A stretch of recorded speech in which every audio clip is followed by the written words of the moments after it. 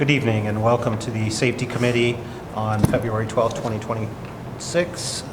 First item on our agenda is the approval of the minutes. If you've had a chance to review those, I would entertain a motion. I move to approve the minutes. Second. All in favor? Aye. Next item on our agenda is visitors and public comments. Seeing none, we'll go ahead and move into chief reports, and we'll start with Chief Dorland on the police report. Following our discussion last month about revising our reports and what information to include going forward, we did make a number of revisions to not only the statistics but also the structure of the report.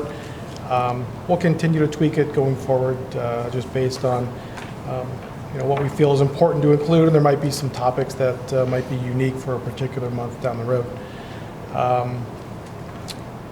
That being said, any statistics that are on here for this month, if you have any questions, I'll be happy to address those, but I'm not going to cover any stats this month just because there's nothing really that stands out or that is worth the time talking about. Like I said, I'll be happy to entertain any questions for anything that you'd like some clarification on or an explanation as far as why a particular number exists.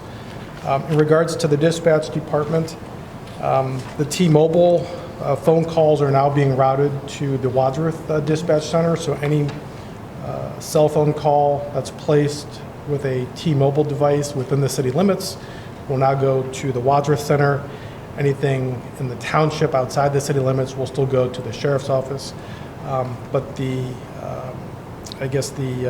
result of that is you may see some increases in the number of regular calls and 911 calls that are brought into the dispatch center on a monthly basis going forward. For everybody's background, initially all of the cellular 911 calls went to the sheriff's office and then had to be transferred from the sheriff's office to our 911 center. About a year and a half ago, we started to break that up, and so they've been working with each of the providers to go into individual cell tower locations, individual segments of those cell towers, and try to capture. This cell tower is predominantly pointing at Wadsworth, so that's now going to be routed to our 911 center rather than going through the sheriff's office. Prior to that, though, it would still show up as a call, but it would be logged as a call from the sheriff's department. So where the increase might come from is, yes, so it would still, when they transfer it to us, we would still have record of that. What would happen is, I'll use an example. Several years ago, we had a fire at the Marathon and Dairy Queen by the highway. That resulted in probably somewhere between 10 and 15 911 calls. And so, whereas those were all going to the county, where they have typically more dispatchers working, once they got one or two, they forwarded it to us. The rest of them they handled and sort of canceled out and says, we've got help on the way, we're aware of the call.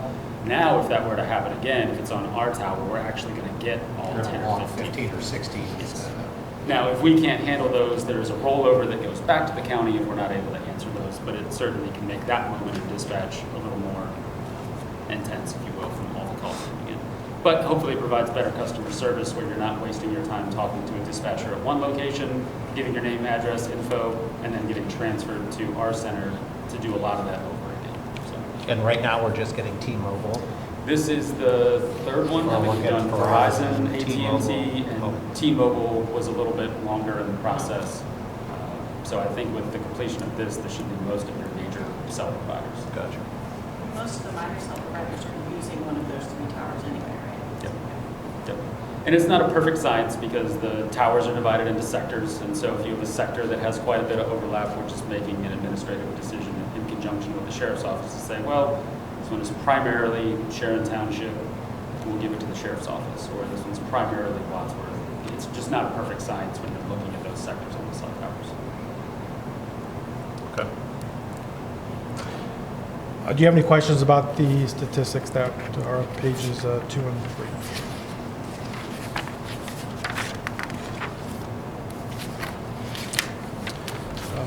Moving forward into the, moving forward into the community outreach page. January is pretty light as far as the number of events that our officers could get out into the community, and that's traditionally how it is from year to year in the winter months. We did have an occasion to have a canine therapy dog come in and visit with the officers. And we had our monthly Feeding Medina County event down at the Art Wright Stadium. The January Officer of the Month was Officer Anthony Merlin. He had a really strong month for self-initiated activity with some drug-related cases and some criminal investigations. Most notably, he was the officer who breached the door at the house fire on Bent Creek and rescued the resident from inside the house. So a lot of compliments goes to Officer Merlin for his quick and decisive action and using the tools provided to be able to breach that door and to literally save her life from that very dangerous situation. And that's all I have for my report. Any questions? Okay, we'll go ahead and move into fire report. All right, a little shorter. I just want a couple notes for our numbers for January. Was a very busy month for the fire department. Some of that was weather related. Normally we average, I would say, 20 to 25 calls. If you look at the previous year, we were at 26. This time we're at 40. There were some weather related with the snow, the cold temperatures that we did see a couple increases from that. So we had 30 within the city, 8 in the township. Our average firefighter on duty was just under 6. So that's at the station when the calls come in. Recall, bringing their members back in, just about 2. So that gave us almost 8 for every fire call, 8 members on that one. For our EMS, we had a total of 293 calls, 289 were within the city, 272 were in the city. The township was 17 and out of district 4. So if you look at our numbers for yearly comparison over on the right, for EMS, we're about 7% above where we were last year. And then total calls for service of fire and EMS, we're about 9% for the month where we were last year. So continuing to see the trend that we saw for 2025 increased calls. It's continuing into 2026 year. So any questions on the first page? I just have one quick one. Did the water main break, how did that affect EMS runs to Akron General for you guys? What happens in that scenario? Are they So just diverting you? basically we go on diversion. Akron General will go on diversion, so we won't have to transport anybody there. Usually we'll get sent, if it's critical, they'll go to Akron City. To my knowledge, there might have been 1 or 2 that we had to go to City instead of General. They opened the road pretty quick for emergency, so the road was shut down. The old emergency room where it used to be, that's the area that was affected. The new emergency room on the other side, they opened that up pretty quick, and we were able to still continue to transport patients there. So we didn't see that much of an effect. There is still some ongoing. I know received an email late yesterday. I think they are currently on diversion for STEMIs, heart attacks, we're going to the cath lab, and then possibly stroke. It's either strokes, I have to look. We get diversions from City General almost daily. At some point they'll go offline for a couple hours and then they're back on, so it fluctuates quite frequently on that one. But we never really saw much from that water main break for us, which was good. Okay, thank you. On the second page, just some in-house trainings that we did. Brought in the director for the Firefighter Cancer Network for Ohio. Just, showing us things that we can do, talking about the hazards of firefighting and the smoke and the cancer. We are definitely prone to, compared to the normal public, higher percentage of getting cancer on that one. So we brought somebody in to do some awareness for all of our members on that. Some of the events, we did have 2 of our members. One, he's a full-time police officer but part-time firefighter, participated in the county basketball team. event they have for the county, police versus fire on that one. So we have a couple members on that. Zach Denton, who is actually that full-time police officer from Montville, part-time with us. He received the Firefighter EMT of the Fourth Quarter Award for 2025. And then on January 26th, we welcome our 16th full-time member, Josh Heller, who was part-time, and then he became full-time for our department. So and that completes my report. Any questions for Chief? No, thank you. Any feedback or comments on the reports and the changes? Is this more in line with what we were trying to accomplish, hopefully? Yeah, I mean, what I liked was I reviewed it when you sent it out today and kind of had, didn't see anything crazy. I mean, I do think that going back, like we discussed quarterly or something, maybe it's a bigger, seeing some of the bigger stats on quarters would be nice. So maybe once, 4 times a year, it's a little bit longer. Okay. But, or it could be every, mid-year, whatever we think. But personally, I like it. It allows us to ask questions about what we see. And I would just, personally, I would appreciate it if you guys see any stats that are out of line, that, that's something that we discuss every month. But, Yeah, we really tried to go with the structure of time to compile these stats and what's useful to us, like you had mentioned before. So all the stats here are very easy to generate, and it's helpful for us to see on a monthly basis, but also to disseminate to the other officers too. So the dual use makes it valuable to keep, including these stats on a monthly basis. if we're talking about new vehicles, it probably makes a lot of sense to look at the mileage reports and, stuff like that, but maybe not something we're going to see every month. So. Yeah, any other thoughts on the reports? No, good, very good. Thank you. All right, we'll go ahead and move into staffing updates. And boy, that fire one looks good. Thanks for pointing that out. I don't know how long it's going to stay, but Where there's a bright spot, there's a bright spot. Appreciate the attention. should have been on number 1. Yeah, back to item number 1, yes. We did include the authorized strength just so everybody had that as a reference going forward as we have these discussions. So in the police department, the authorized strength is 34.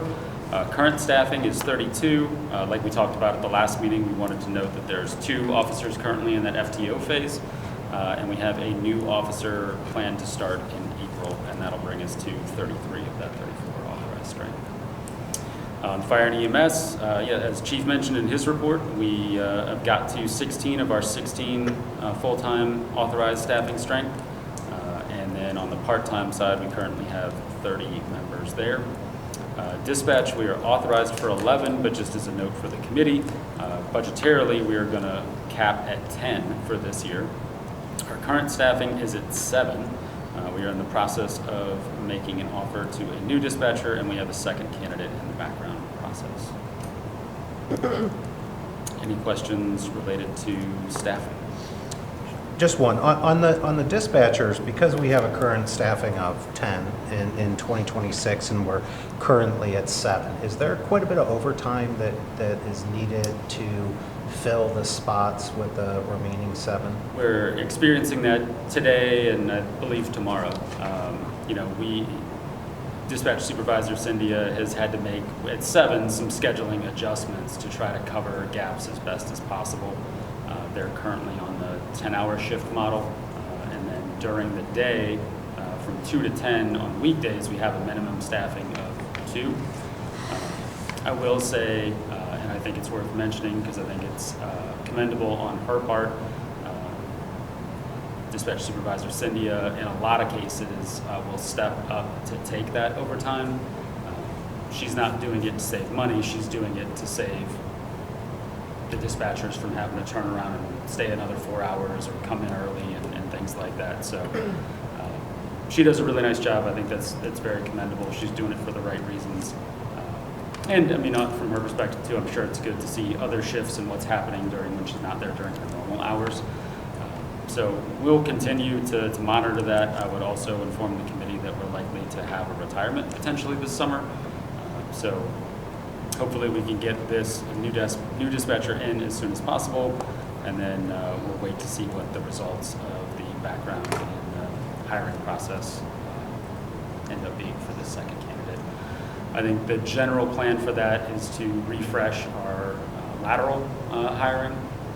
That's usually is good potential just because that person has already done the job, and so it's a hard job, it really is. Being a police officer, I don't know that I would fare as a dispatcher.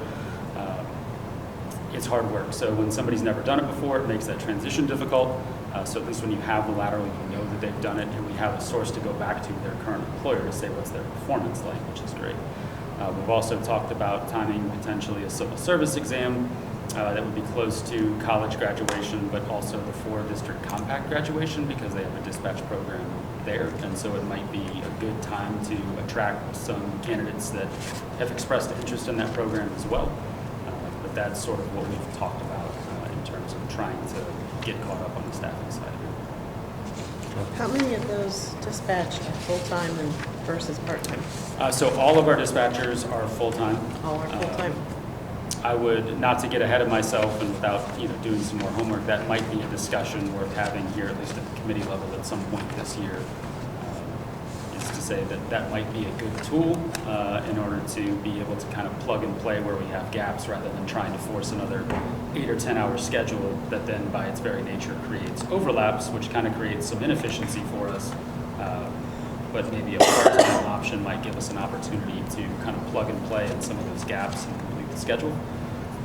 Just something that we've been thinking and talking about, probably not ready for a discussion yet, but I'll just kind of float that idea as that might be something that comes up this year to discuss. How many work together? I mean, is it usually 2? Our goal is to always have 2 in the center. As silly as it sounds, if you're at your office and you want to take a break and you want to go microwave something, you want to go to the bathroom, if you're by yourself in that dispatch room, that makes that very, very difficult. So that means either relying on somebody from the police department or somewhere else to come and sit for that couple-minute period, or officers, firefighters have gone out and said, hey, I'll pick up your lunch if that's helpful. Also, we like to have 2 because it can go from 0 to 100 at a moment's notice. You could be sitting there and absolutely nothing is happening, and then as we discussed with changing of those cell towers, you could have 15 911 calls almost simultaneously, and that's a lot to manage for one person, especially when you're doing the radio traffic and making other notifications that you need to. So the goal is always to, as you have call-offs and sick and training and those things, we're not yet at a point where that's going to be perfect. I don't know if we'll ever quite be there, but that is certainly the goal, is where our baseline is 2, and then we go from there. And maybe part-time is a component that we can plug in to achieve that. Also while watching costs. Okay. Mark's Tower update. So quick update there. The topographic survey has been completed. They are currently in process on the NEPA, which is the National Environmental Policy Act regulations that they have to meet. They've started the tribal coordination contacts. They've also started their engineering plans. That is underway. Gotten our first invoice. So far, so good. Everything has been in the tolerance and compliance that we expected and was in the contract. So we had a good meeting with them. We've also internally done some planning, coordination with the service side of the house. There's already electric that are going to meet the needs at the site that was there for the water tower originally. So that's good news. And then we already have fiber through the fiber to home project on that street, and so that fiber exists. We just need to figure out how to get that fiber connection connected to the right pops that they need for that tower. But fiber is there, electric is there, so those are good. And then I will start moving forward on the internal zoning process here at the city as well for the tower. Out of curiosity, is there a time, even while this project's being planned and we kind of have a schedule? I'm curious to know how a cell tower, how a cell provider would go up on that tower. Is that something that you guys are looking at simultaneously with this, so that we can see if that's a possibility sooner than later for not only mostly for the residents over in that area that can only use Wi-Fi calling? Right. Well, and I would say too, as we start with that zoning process and the residents, I would expect, whether it's members of the committee or other members on council, when people start to get notification that there's going to be a 180-foot tower in the neighborhood, that's likely to cause some feedback. So we'll plan sending those individuals a letter on behalf from me to inform them of the reason why and why it's going there and what it's going to mean to these gentlemen and their teams. So I'll just put that on the radar. But yes, that was part of the discussion. When the tower is set up, we can plan for at least maybe a couple of like already pre-set locations for them to go on. The other factor is the footprint at the base of the tower. So it's how big do you make that fencing area? So that area has to be secure. Obviously, it's important communications information equipment for us, so it's got to be protected. So there's going to be a fence. That fence will have barbed wire. It's not going to be the entire lot. It's going to be a footprint at the base of the tower. Inside there, that's where our utility house, for lack of a better word, is going to go. And so part of that discussion will be is do we increase the fence size to make it easier for somebody to drop one in there to have their own equipment. But in talking with Marks and DAS, it is not uncommon for if Verizon or AT&T wants to host there as well, they will pay to have that fenced area increased so that they can fit their equipment in there as well too. So that is some discussion. I think when we get further into the stages of actual quotes and engineers' estimates and what that price is starting to look like, that'll probably where that discussion becomes more specific and more real. But yes, that was something that we talked about, and having some plans for at least one or two to be able to go up there without any major infrastructure changes to the town. Okay, thank you. Okay, 179 Grandview. Quick update on that. The asbestos inspection is scheduled for February 19th. So we're obviously very hopeful that that testing process does not have any issues, because if it does, that will cause delays, and we'll have to examine what we have budgeted for that project as well. But if all goes well on the 19th, then we'll be contacting our vendor for the actual tear down, and we'll be getting that scheduled. So that's where we're at with that. Okay, any questions on that? No. All right, I'll just let you run through the items for discussion as we I tried get to them. I tried to at least put a note in the email, but I didn't intend to talk about these forever. So the first three really, A, B, and C, actually have some relation to each other. Maybe not A and B, but A and C and B and C do, and I'll cover that. So the first item I want to bring up for discussion is the current 2-hour parking limitation in the square. And the genesis for this discussion is I got a request from a business owner in the square for additional 2-hour square parking signs. Ever since I've been an officer, I've been here at the city, I've just known that it's been 2-hour parking in the square, but started to look into it a little bit further and discovered that there actually is not a specific ordinance that limits the time in the square. What the parking ordinance does, and it should be attached here in the notes if you want to take a look at it, is it gives the officers the ability to enforce time-limited signs, and that's essentially how we've done it. I would tell the committee that in 2019, there was a federal 6th District Court of Appeals decision, it's Taylor v. Saginaw in 2019, that said it is actually unconstitutional for the police department to chalk tires. By chalking tires, I mean, when I first started the police department, we had a stick of chalk in the glove box. Somebody would call and complain about 2-hour parking. We'd go out, we'd mark the tire with the chalk, we'd mark the pavement. We'd come back 2 hours later, and if that line hadn't moved, we'd write a ticket on the car. That U.S. Circuit Court of Appeals, which is the one that we fall under, says that that is an unreasonable search and trespass without probable cause, and we are no longer permitted to do that since 2019. So I would tell the committee we'd significantly backed off on the 2-hour parking restriction enforcement. With that being said, now that there is this request for additional signage, which it's very limited right now, there's one on Broad at the library and one on College at Pardee. I want to bring it at least to the committee because I think this is, given our various roles in government, I think this is very much a councilmatic item to weigh in on rather than one person making this decision. And the reason for that is because in that time, the dynamic of the downtown square has changed. The dynamic of businesses have changed. It is about to change dramatically here in a few months when we begin the downtown infrastructure improvement project, and parking is significantly impacted on the street. And so my question, or I guess my proposed, for your consideration is what do we do about this and how do we approach this? I think you can make the argument that there are some businesses down there, whether it's a restaurant or something else, that you could legitimately be at for 2 hours, easy, no problem. The current signs don't make any exception for days of the week or time of day. So as far as that sign is concerned, it's all the time. As we have those discussions about what we would like to see or maybe not see, I would just add again, we do have an enforcement issue with this as well too. Yes, we have cameras in the square, and if the car that we're trying to determine has been there for 2 hours and it happens to be on those cameras, those could be reviewed and we could use that to write a ticket. But my concern is that do we want to be in the business of ticketing people that have legitimately been at an event or a restaurant for more than 2 hours, and now we're kind of adding insult to injury to that customer, that patron. I also get the other side of the argument that cities do this and they have those restrictions because it helps with parking turnover. It prevents an employee from a business who's going to be there all day long parking in front of another business and taking up a potential customer spot in their store.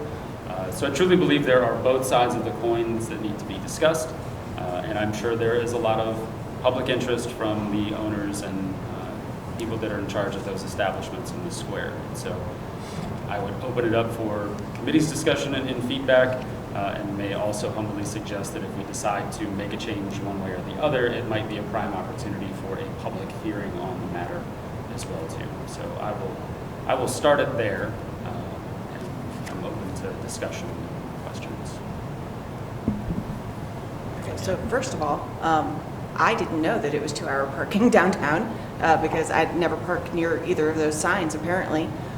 So I have probably broken that law a few times because when I go downtown and I'm at the brewing company or whatever, there's a potential to be there for more than a couple hours. So I guess my initial question would be the person that approached you, what is their concern?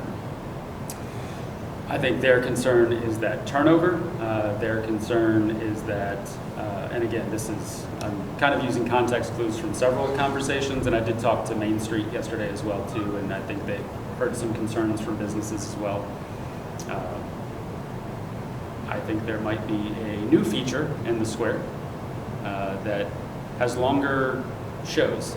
Yeah. And while people are there at those shows, they are taking up, especially on the nights that they have a sellout crowd or near sellout crowd, it's dominating parking, and that there's a perception that that lack of parking is causing them to have reduced business, I think. And again, during the day, I get the turnover argument and that you want that cycle.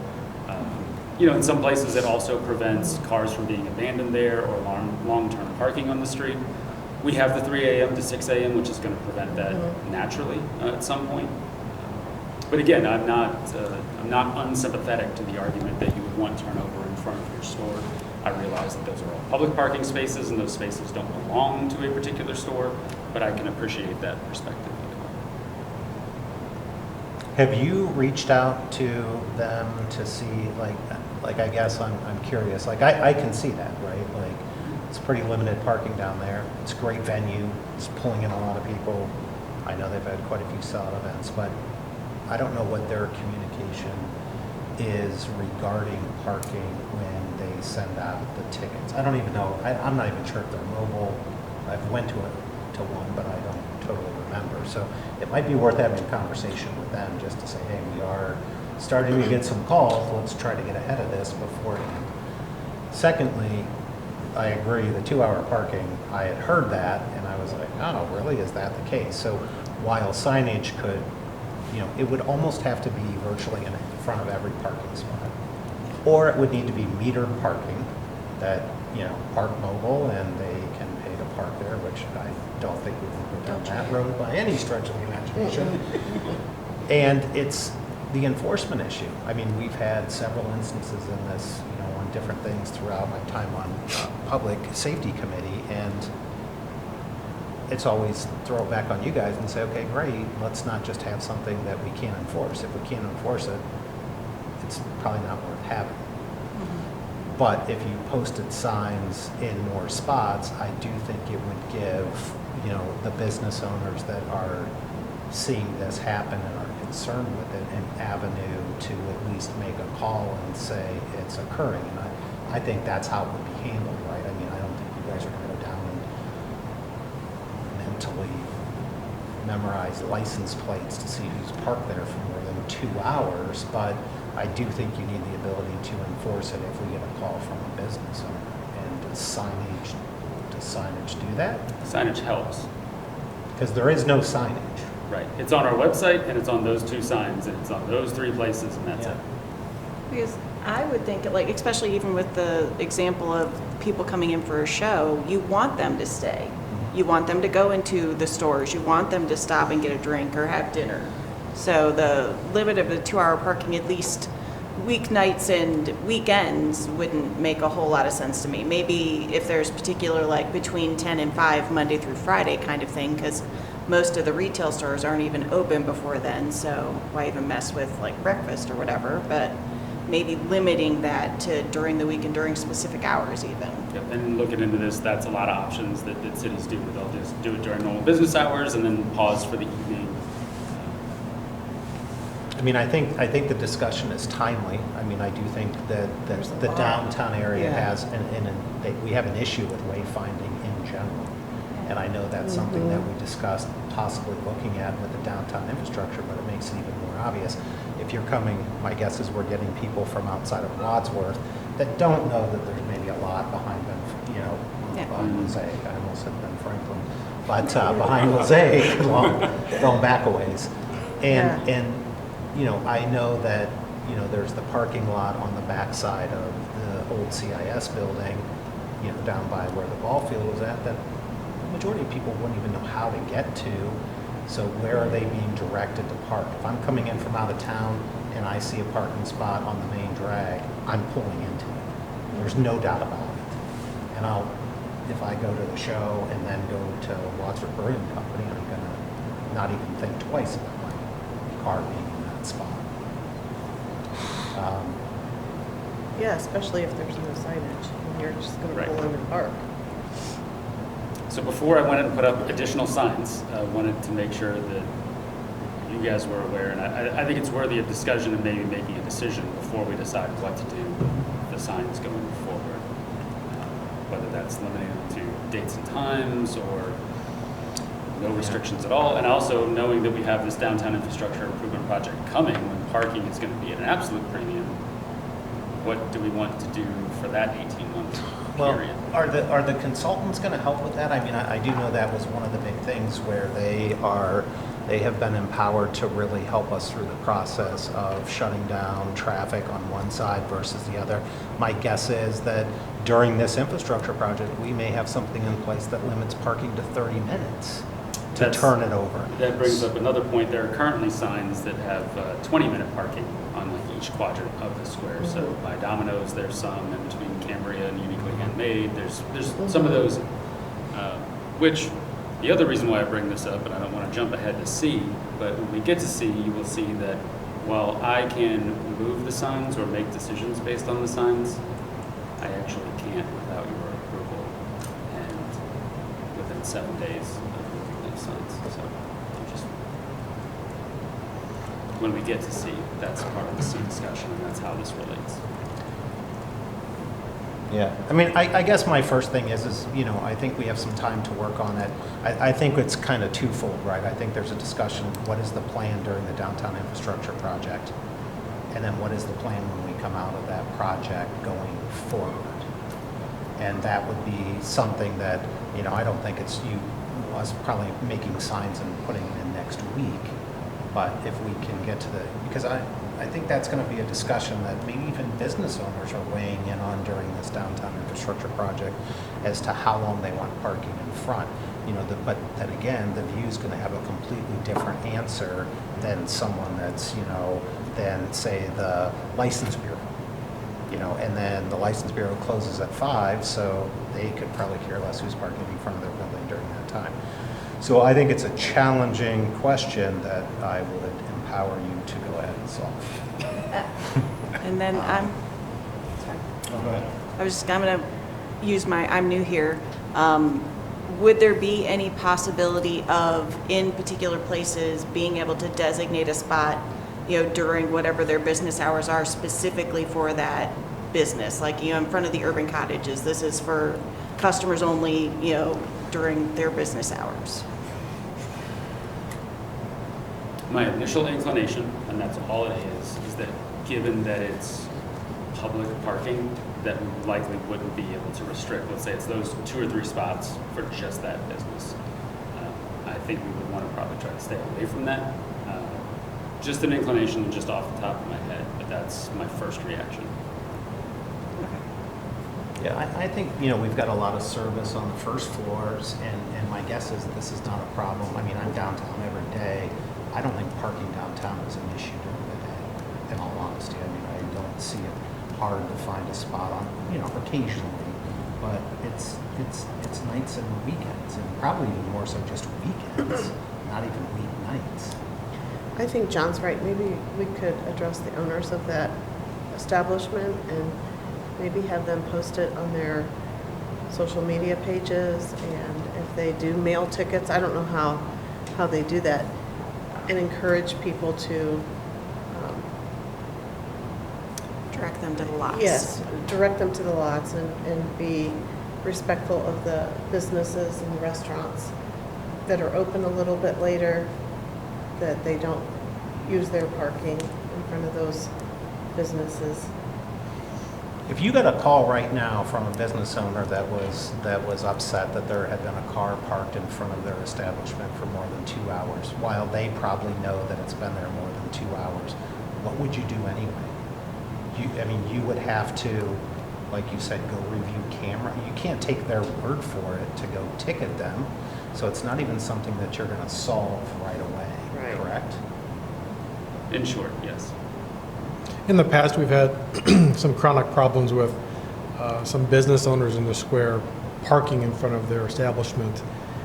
And when we get the complaint about that, we would prefer to go and interact with that person to request them to move and to park in one of the back lots, because that solves the problem rather than writing a citation and punishing them right away. So if we could, we'd probably want to try to locate the owner of the vehicle and see if they can get it to move, and if not, then we can take some enforcement action.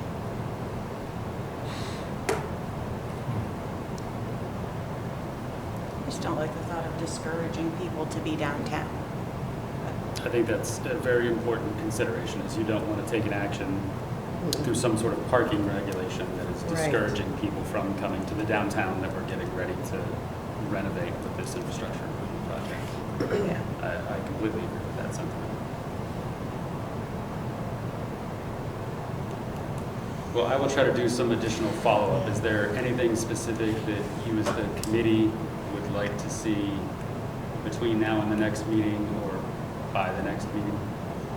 I think maybe engaging the consultants. I mean, I would be interested to see what their thoughts are, on other communities that have done a project like this, how they've handled parking. And it could be a community that didn't have any restrictions on parking, and they implemented something during this. That would be number one. And then number two, I mean, I think we could have a discussion at council of the whole at some point to decide what we want to do with the 2-hour parking, that we already have in place coming out of it. And, the enforcement's about a thing, but I would want that signage to hopefully be incorporated into our overall wayfinding package.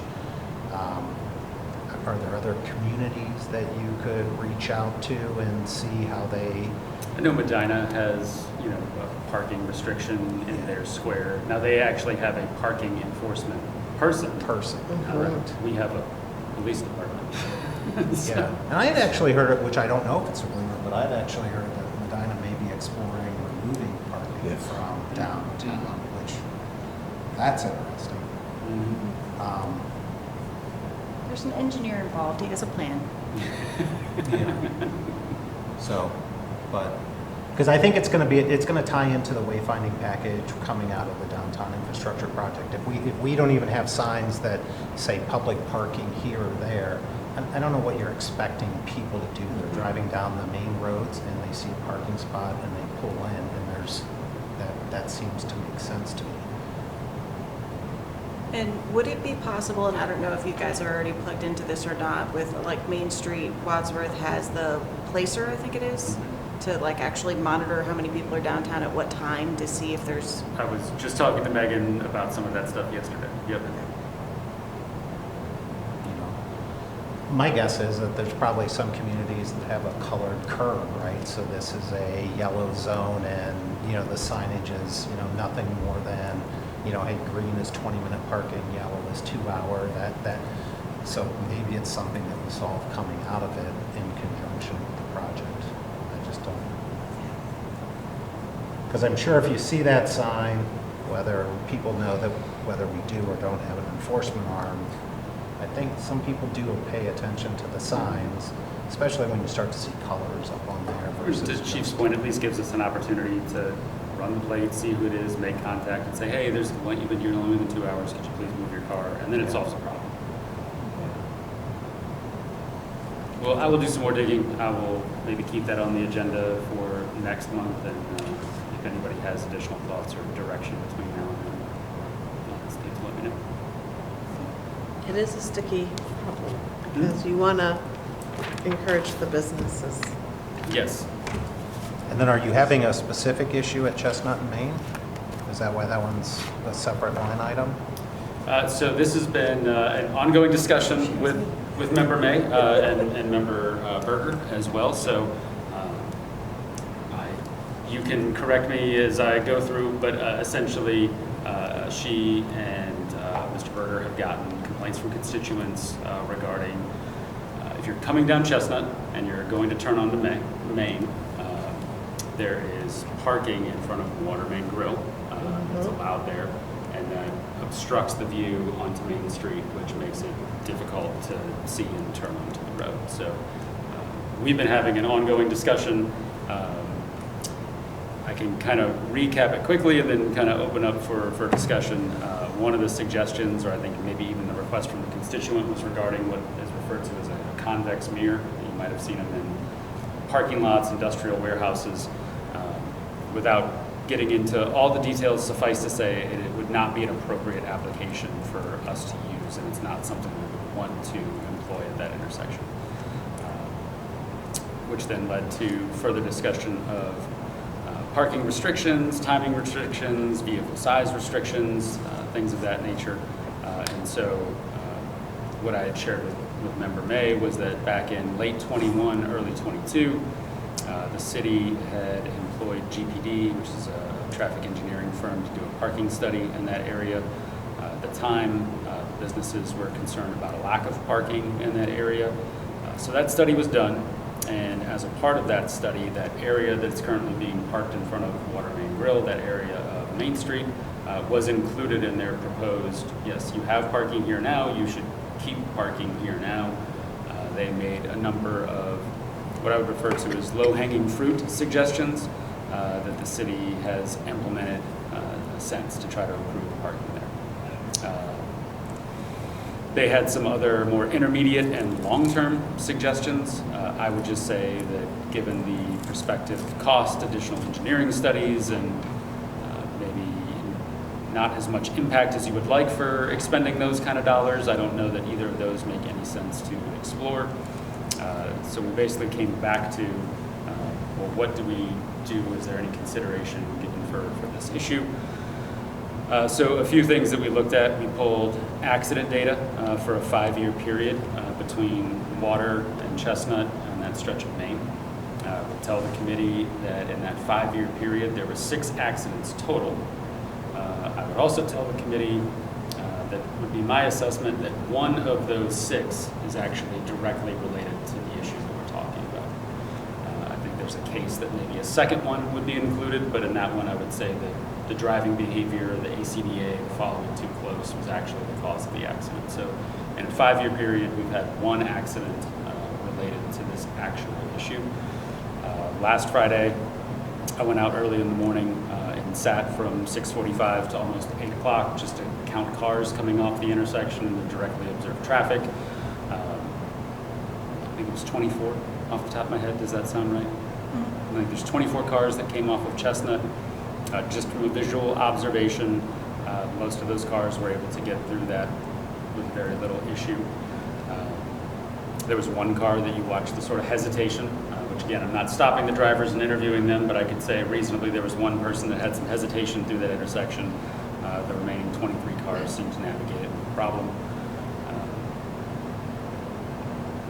we had a discussion with Member Berger about could we limit the height of vehicles there.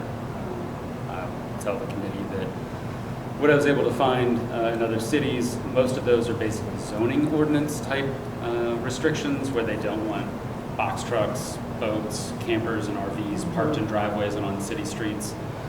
They commonly limit it to about 7 feet. The average height of a full-size pickup truck is between 6.2 and 6.5 feet, so that wouldn't necessarily help. I would tell you that the majority of the trucks that are parked there, the majority of the vehicles that are parked there are trucks in the morning, and they're just people going to Water Main Grill for breakfast, essentially.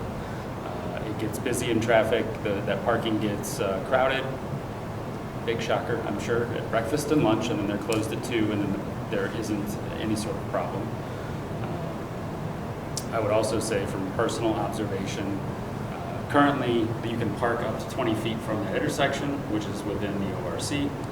I would just say that if we eliminated another 20 feet, pushed it 40 feet back, that's not going to change the dynamic. It's actually because the street has a downward slope that changes about 4 feet over that distance there. It's those cars that are in the middle are actually closer to the restaurant. As a counter to all that, I would say, because of that slope, you can actually see the Main and State intersection. You can see the lights. You can see cars coming through there. And as a driver, you can completely use that to your advantage to know how many cars are coming and how many cars you're waiting for before you have to pull out. I would also say that just like in any other intersection, whether it's parking, a tree obstruction, a sign, the onus is on that driver to pull far enough forward so that they can see that there's no traffic coming before they commit to entering that roadway. That was the case in the one relevant accident. That individual was cited, essentially. That intersection is also a little complicated because if you stop at the stop bar, the building to your left completely blocks your view and you have to pull up into the crosswalk and get into that intersection a little bit to see anyways. At the end of the day, it's similar to what we were just talking about with the square, in the sense that I think you have businesses or a particular business that have a legitimate interest in having that parking there. Simultaneously, we have an engineering study that says parking in that area is appropriate, and we don't have much in the way of any data from accidents or anything else to say that we have a significant issue at the intersection.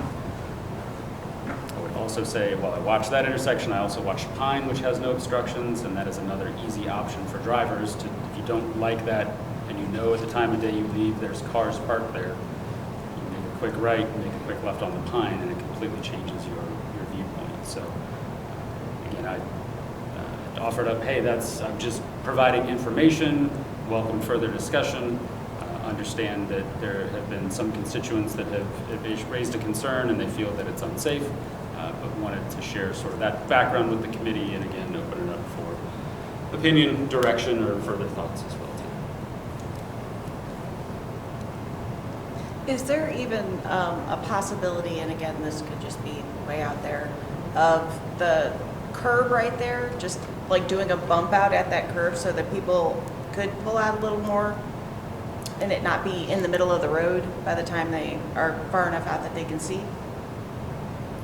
I'm sure it might be possible, but I don't know what the cost would be and what we would have to do to get it to that stage. Yeah. And given that it's a state route, I'd be curious to know what ODOT has to say and chime in that there, yeah. Because you do have a lot of trucks coming there, and that's, again, Water Street is a truck route to get to First Street, but you've got a lot of trucks in that area as well, too.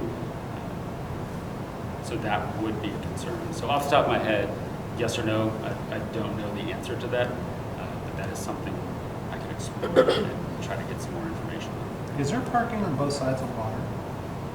Can they park on both sides? Or just one No, side? so you can Just, park on the north side of the road coming down the hill, and I know that has been raised in the past as well too, because as you crest the hill, you're basically committing if there's cars parked there that entire time.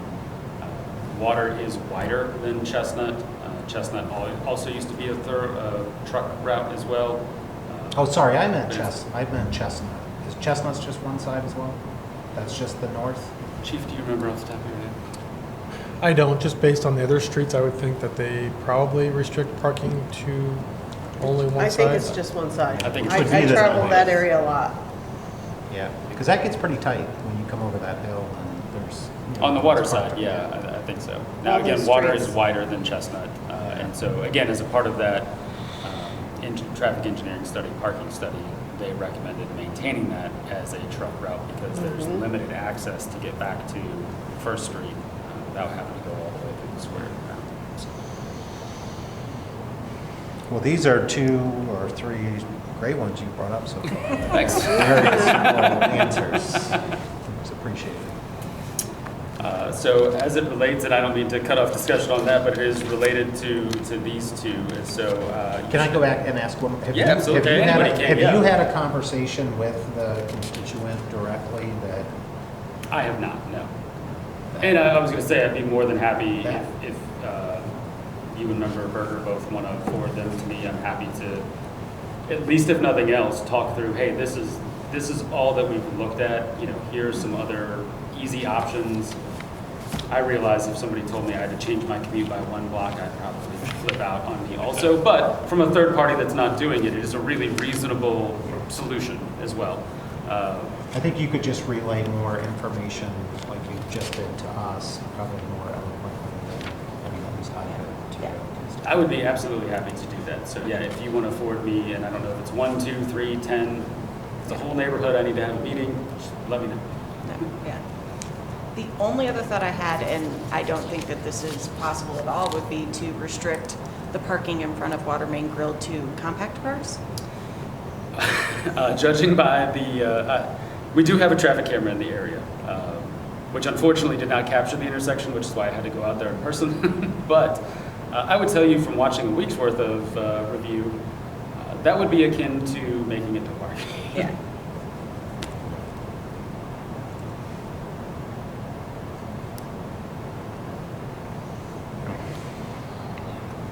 That brings us to C, which is in researching all of these parking issues. So there is currently a city ordinance, 7010 Rules and Regulations by the Safety Director. It's included in your packet.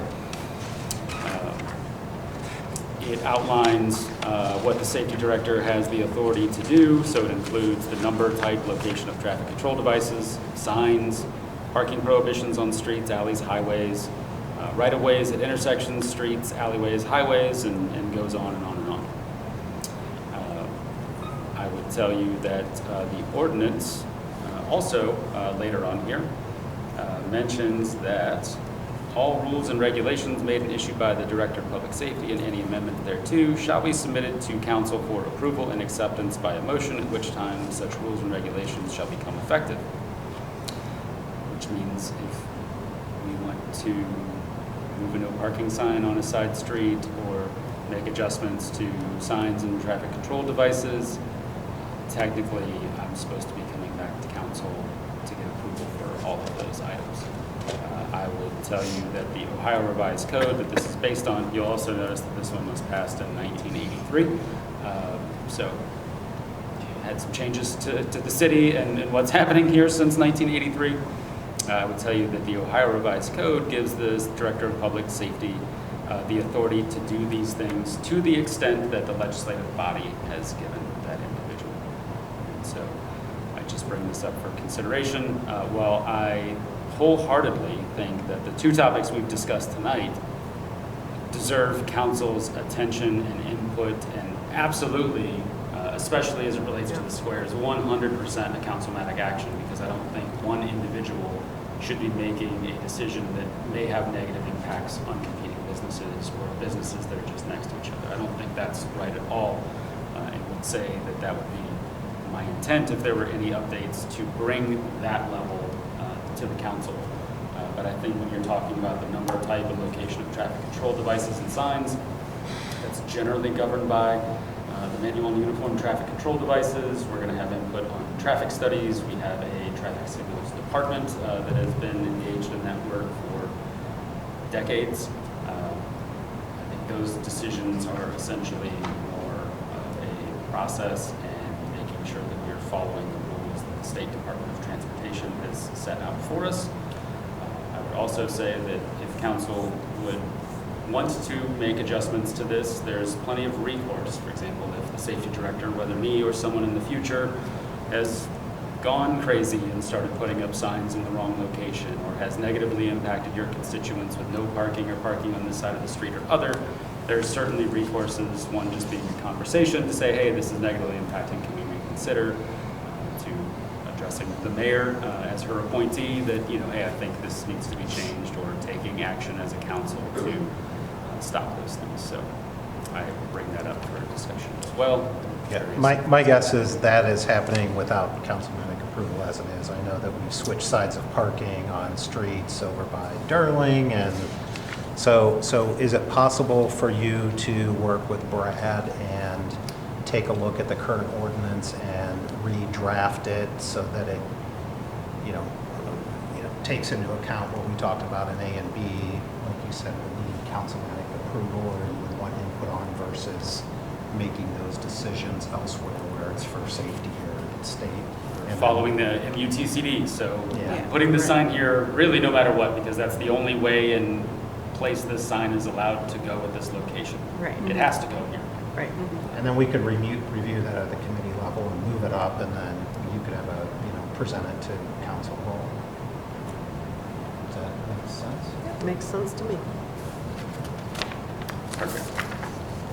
So these are the two I promised to keep brief. These are intended as just to put on the committee's radar. The first one is removal of snow and ice from sidewalks. After the last major snow and sub-zero cold temperatures, we received a number of complaints here at City Hall about both individuals and businesses not clearing their sidewalks. If you've just driven around town, you probably have noticed it yourself. So number one, what actions have we taken so far? Code Enforcement Officer Caruso has sent 113 letters and made contact with 45 residences. Those 113 letters were sent to businesses in town. That 113 actually represents 89 business locations, but we had to send letters to both landlords and the actual business tenants. Mother Nature has done us a favor and is currently helping melt the sidewalks for us, but we still have some problematic areas with the large piles that we need to go out and readdress, and that's where we're at now. This is also included in there for your review, and we can get some thoughts on it. We don't have to make any decisions tonight, but I would tell you that it would be my opinion that our current ordinance is a little bit out of date. So our only enforcement action right now is to issue people who do not shovel their sidewalks within 24 hours a minor misdemeanor citation.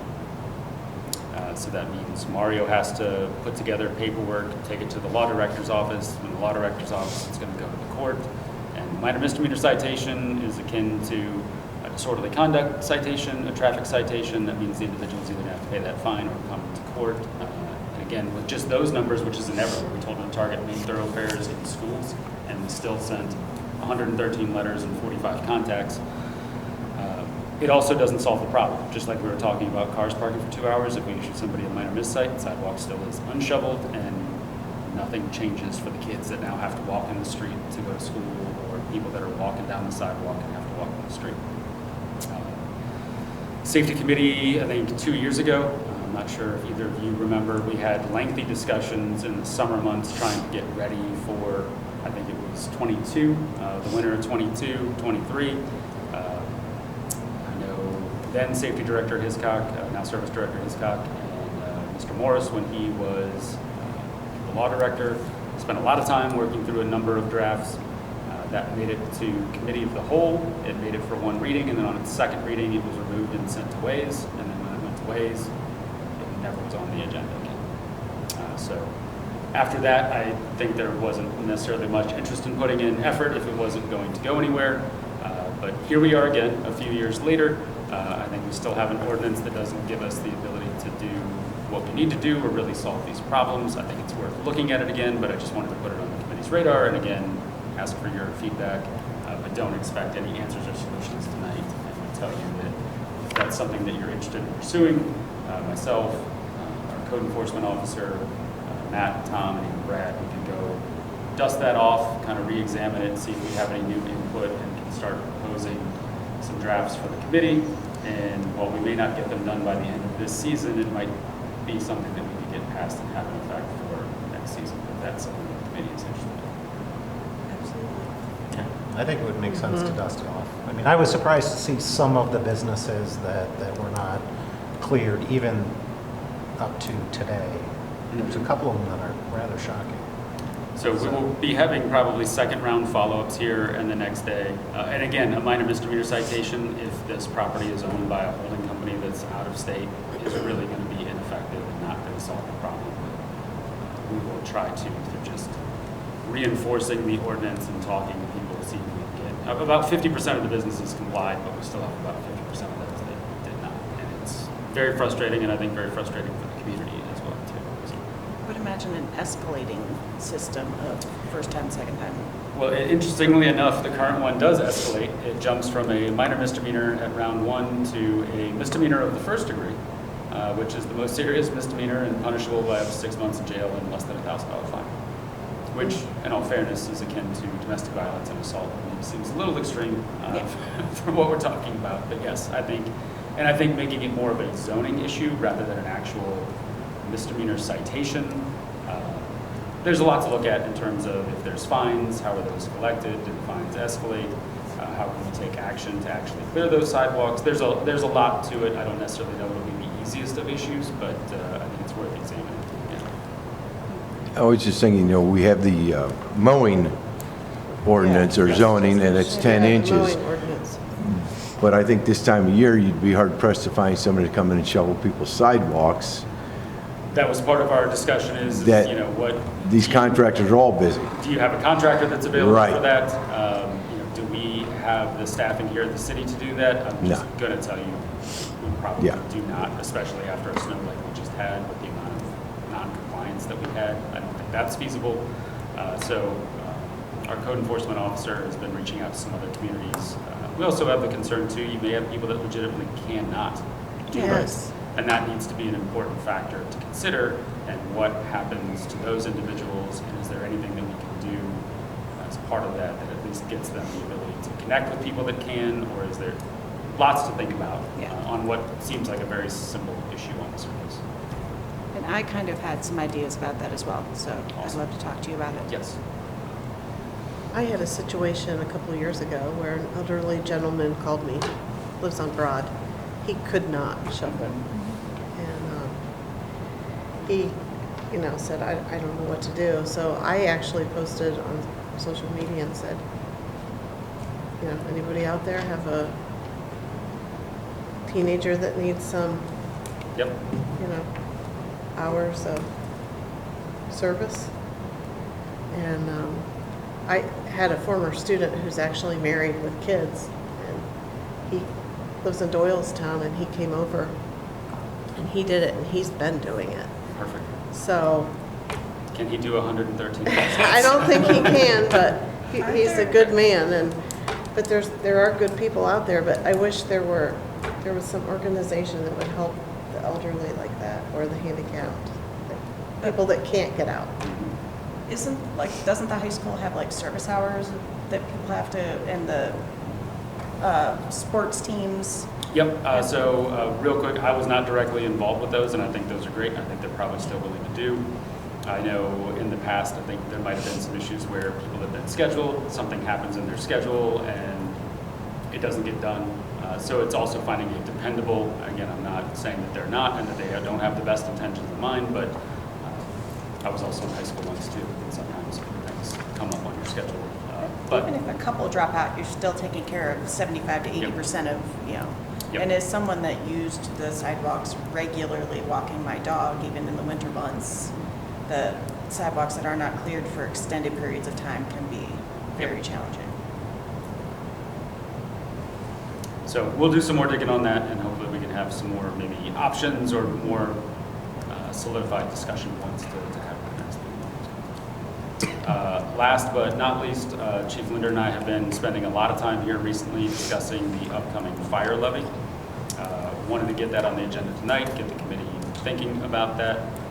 We have a lot of analysis still to do. I would just tell the committee that there's been recent changes to levy laws, which we need to examine and make sure we have a good understanding of. We also need to keep in mind the current climate as it relates to property taxes and what individual residences are experiencing. The chief has already done, and we need to continue continue to examine what our capital needs would be for the next 5 years. The fire levy is essentially equipment and capital only. The EMS is allowing us to pay for staffing. Tell the committee that the current law does allow for us to, would allow for us to make that switch as well. But there's a lot that goes into that decision. So just put that on your agenda to start thinking about. This would likely be for November, but that's going to be here before we know it. Real quick, the steps that would be taken is once we bring a plan to the committee, with your approval, it needs to go to council. Council needs to give me the authority to go essentially get what I would call a quote from the county auditor's office, at different millage rates and what that would mean in terms of income for the fire department. Then once I have that approval, go to the auditor, get those specifics, come back to council, and then I need council's authority to take it to the Board of Elections and actually put it on the ballot. So things that you would be considering would be, what are those needs? Is that the appropriate amount that we should be asking for? We should be thinking about what resources we have currently. All of that should be a part of that discussion. And again, as I sit here right now, we don't have a formal proposal for you, but I would say really by the next meeting, we have to have one, because if you play each of those readings out 3 at a time, well, there's 6 weeks, 12 weeks, a week or 2 for the auditor, and you have to be in front of the Board of Elections 90 days in advance. So it really is going to turn into a little bit of a tight window here. So I just want to make sure that's on the radar, and that you know that's coming. Is there a cost to put that on the ballot? If it is, I don't think so, but if it Think is, so? it's very minimal. But I, top of my head, I don't think there is.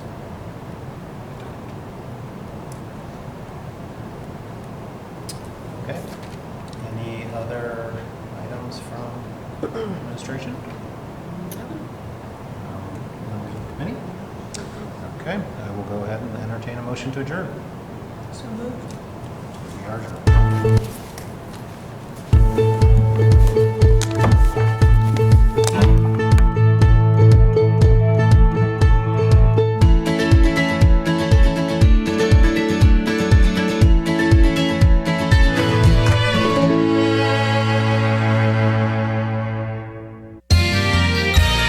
You are watching WCTV, Wadsworth Community Television.